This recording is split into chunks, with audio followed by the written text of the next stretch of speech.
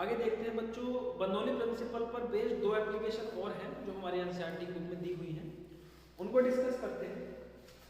पहली क्या है इसमें, हार्ट अटैक। हार्ट अटैक, तो हार्ट अटैक को हम एक्सप्लेन कर सकते हैं बर्नौली प्रिंसिपल के बेसिस पर। ध्यान से समझेंगे, ये मान लो हार्ट है, ठीक है, और ये आर्टरी है जिसमें हार्ट क्या करेगा, ब्लड को फ्लो करेगा, ब्लड को आगे फ्लो करेगा, ठीक है। यहां से आपका ब्लड आगे बढ़ता रहता है और हार्ट ब्लड को पंप करता है, तो पूरी बॉडी में आपकी सर्कुलेट हो जाए थ्रू द आर्टरीज। अभी देखो, कई बार कुछ कारणों के कारण हमारी जो आर्टरी है इसके अंदर कोलेस्ट्रॉल और फैट जमा होना शुरू हो जाता है, जिसको हम प्लेग बोलते हैं, ठीक। यहां पर मान लेते हैं, तो यहां पर आपका प्लेग जमा होना शुरू हो गया, प्लेग जमा होना शुरू हो गया, ठीक है। अब पहले क्या था, प्लेग जमा होने से पहले यहां से आपका कुछ एक्सटर्नल प्रेशर होगा, बाहर का प्रेशर, और जो ब्लड बहने के कारण आर्टरी के अंदर यहाँ पर है आपका इंटरनल प्रेशर। तो ये दोनों इक्विलिब्रियम में रहते हैं। कुछ पर्टिकुलर आपका डायमीटर होती है आर्टरी की, ठीक है, यहाँ पर मान लो कुछ पर्टिकुलर इसकी डायमीटर। अब हमने देखा जब इसमें प्लेग जमा हो गया अंदर, तो प्लेग जमा होने के कारण इस रीजन में जो इसकी मोटाई है, इसकी जो डायमीटर है वो कम हो चुकी है यहाँ के मुकाबले। और हमने पढ़ा है इक्वेशन ऑफ कंटिन्यूटी में, अगर कहीं पर एरिया कम हो जाता है फ्लूइड के फ्लो होने के लिए, तो वहां पर उसकी स्पीड क्या हो जाती है, इंक्रीज हो जाती है। तो जब यहाँ पर ये आपका प्लेग जमा हो जाता है, प्लेग जमा होने के कारण इस रीजन में, पर्टिकुलर रीजन में क्या हो जाता है, एरिया कम हो जाता है, और यहाँ पर जो आपका ब्लड है उसकी स्पीड अगर v1 है, इस रीजन में स्पीड कितनी है, v2 है, तो v1 will be lesser than v2। यहाँ पर एरिया कम हो जाएगा, वहां पर स्पीड बढ़ जाएगी किसी इक्वेशन से, इक्वेशन ऑफ कंटिन्यूटी। ये कांस्टेंट होता है भाई, a1 v1 should be equal to a2 v2, should be equal to a2 v2। अगर a2 की वैल्यू कम होगी तो v2 की वैल्यू ज्यादा हो जाएगी v1 के, मतलब यहाँ पर आपका फ्लूइड तेजी से बहना शुरू कर देता है। अच्छा, इससे होगा क्या भाई, ठीक है, एरिया कम हुआ तो फ्लूइड तेजी से बहना शुरू हो गया, इससे हार्ट अटैक का क्या ताल्लुक है, आगे देखते हैं। अभी हमने बर्नौली प्रिंसिपल पढ़ा, क्या था, स्टेटमेंट लिखा P plus rho GH plus half rho V square equal to constant, ठीक है। अभी हाइट को ये तब को नेगलेक्ट कर देते हैं कि जितनी पहले थी वो तो उतनी ही है। अब देखो हुआ क्या कि अचानक इस पॉइंट पर आकर सिस्टम की स्पीड बढ़ गई, मतलब फ्लूइड की काइनेटिक एनर्जी इंक्रीज हो गई इस पॉइंट पर। जाहिर सी बात है, स्पीड बढ़ गई, काइनेटिक एनर्जी बढ़ गई, ये टर्म इंक्रीज हो गई, काइनेटिक एनर्जी। आर्टरी है उसकी हाइट तो ऊपर नीचे हो नहीं रही, हाइट तो पहले के बराबर ही है। और हमने क्या पढ़ा है, जब फ्लूइड फ्लो करता है हर एक पॉइंट पर उसकी एनर्जी क्या होती है, सेम रहती है। तो इस पॉइंट पर तो फिर एनर्जी पहले के मुकाबले क्या हो रही है, इंक्रीज हो रही है, ऐसा तो पॉसिबल नहीं है, अपना आप तो एनर्जी बढ़ नहीं सकती।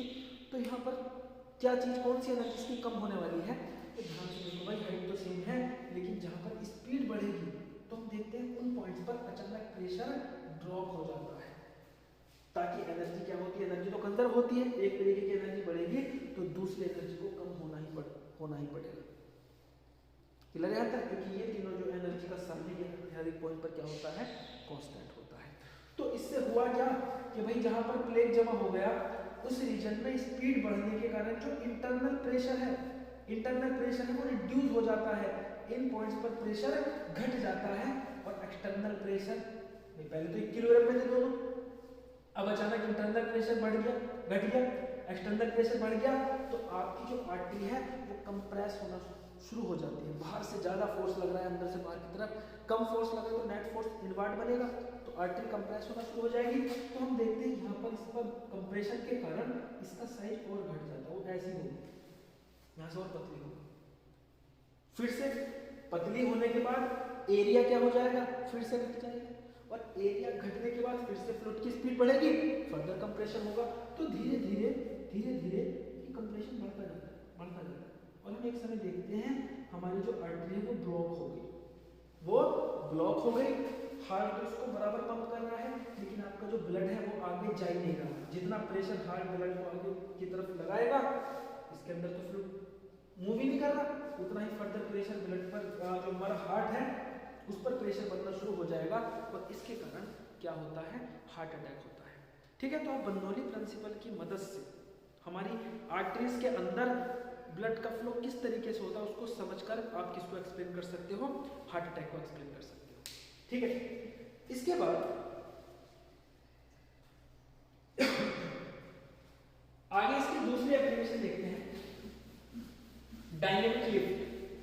ठीक है, डायनेमिक लिफ्ट क्या होता है? डायनेमिक लिफ्ट देखेंगे ध्यान से, डायनेमिक लिफ्ट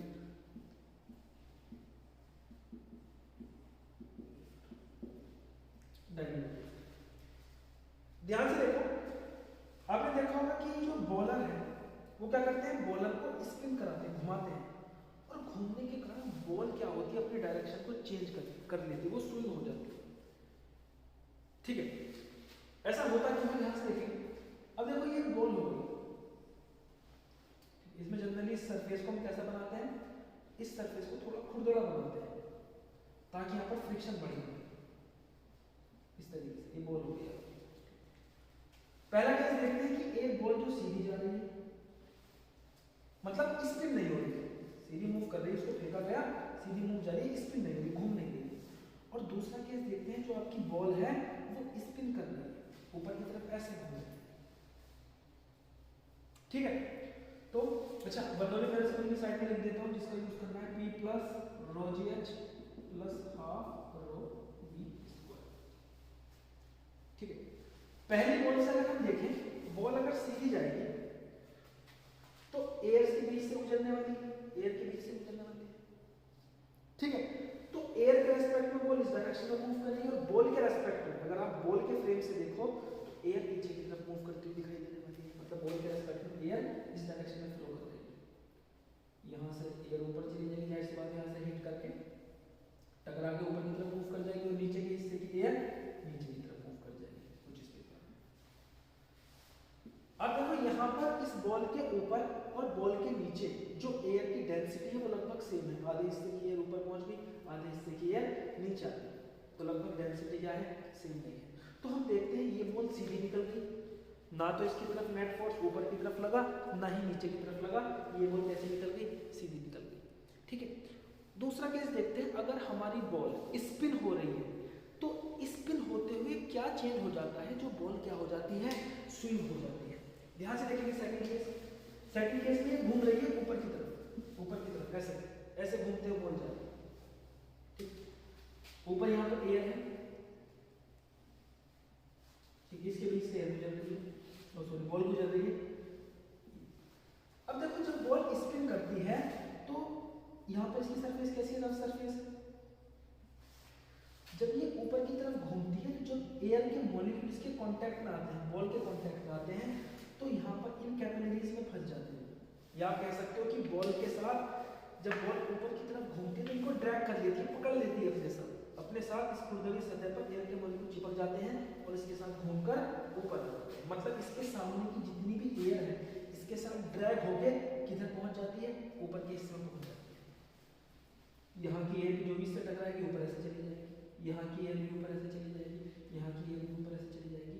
तो ऊपर के रीजन में क्या हो जाता है, डेंसिटी बढ़ जाती है। अगर आप इसका स्ट्रीम लाइन डायग्राम बनाओ तो कुछ ऐसा डायग्राम बनेगा, ये वाली एयर इसके साथ चिपक के ऊपर आ गई क्योंकि इसको ड्रैग कर लेगी, ऊपर की तरफ घूम रही है, और नीचे जो डेंसिटी है एयर की वो थोड़ी सी घट जाएगी क्योंकि सामने की सारी एयर ऊपर पहुंच के नीचे तो गई।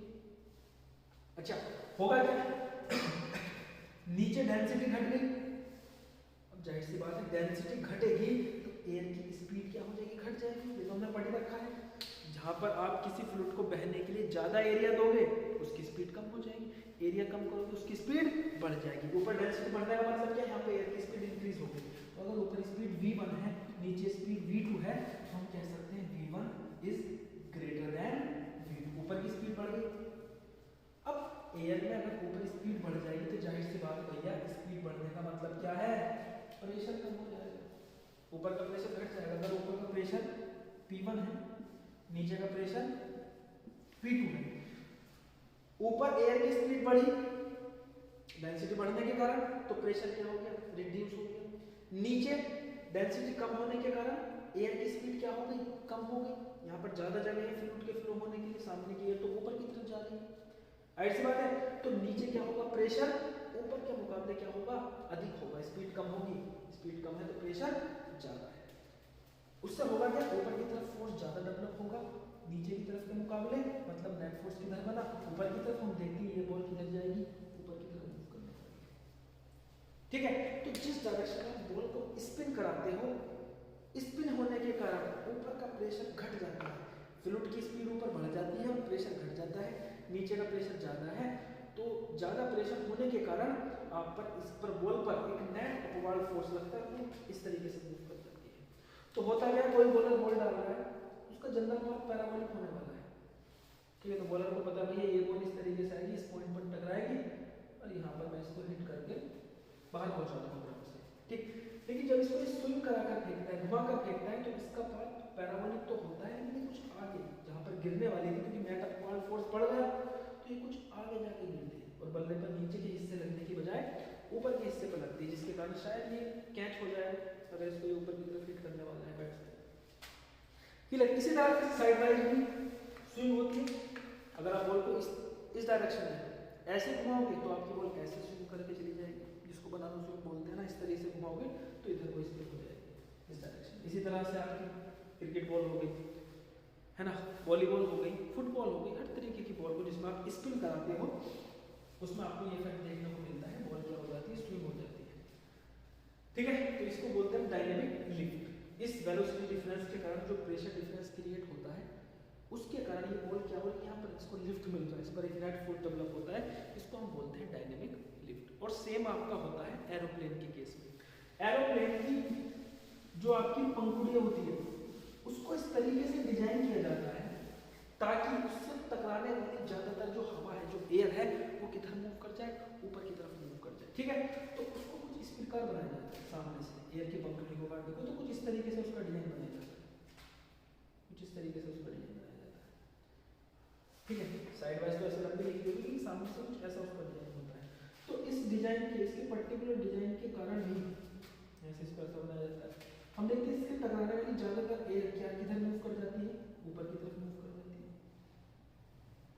ठीक है, और यहाँ की एयर मान लो ऐसे चाहिए, यहाँ पर इसको थोड़ा ऊपर की तरफ बनाया तो ये एरिया को इंक्रीज कर रहा है इस रीजन में, तो वो इसलिए बनाया जाता है डिजाइन के सामने से जब एयर आएगी, मैक्सिमम एयर सामने पंखुड़ी से टकरा के ऊपर के हिस्से में चली जाएगी, ऊपर के हिस्से में डेंसिटी बढ़ जाएगी एयर की, मतलब एयर की स्पीड बढ़ जाएगी, ऊपर स्पीड v1, नीचे एयर की स्पीड v2। यहाँ पर इसको पंखुड़ी को इस तरीके से डिजाइन किया गया, ज्यादा रीजन मिलने वाला है एयर को, मतलब हम एरिया को बढ़ा रहे हैं तो डेंसिटी को कम कर रहे हैं, तो नीचे की स्पीड v1 जो होगी, ऊपर की स्पीड ग्रेटर होगी v2 से, और ऊपर की हवा तेज होगी तो इन पॉइंट्स पर प्रेशर डिक्रीज हो जाएगा। अगर यहाँ पे प्रेशर P1 है, नीचे से प्रेशर P2 है, तो P1 कम हो जाएगा P2 के मुकाबले। जहाँ पर काइनेटिक एनर्जी बढ़ी तो प्रेशर एनर्जी कम होगी, काइनेटिक एनर्जी घटी तो प्रेशर एनर्जी ज्यादा होगी, तो नेट अपवर्ड फोर्स किधर लगेगा, ऊपर की तरफ। और एयरप्लेन को हम देखते हैं ग्रेविटी के अक्रॉस नीचे ग्रेविटेशनल फोर्स लगता है, ऊपर की तरफ प्रेशर डिफरेंस के कारण उस पर फोर्स लगता है और वो आसानी से हवा में है ना उड़ना शुरू कर देता है। उसको इतना लिफ्ट मिल जाता है, इतना फोर्स मिल जाता है जो किसको ओवरकम कर सके, ग्रेविटेशनल फोर्स को ओवरकम कर सके। ठीक है, तो मैं उम्मीद करता हूँ आपको ये समझ में आया होंगे दोनों एप्लीकेशन, ये डायनेमिक लिफ्ट और हार्ट अटैक। ठीक है, आगे बढ़ते हैं इसके बाद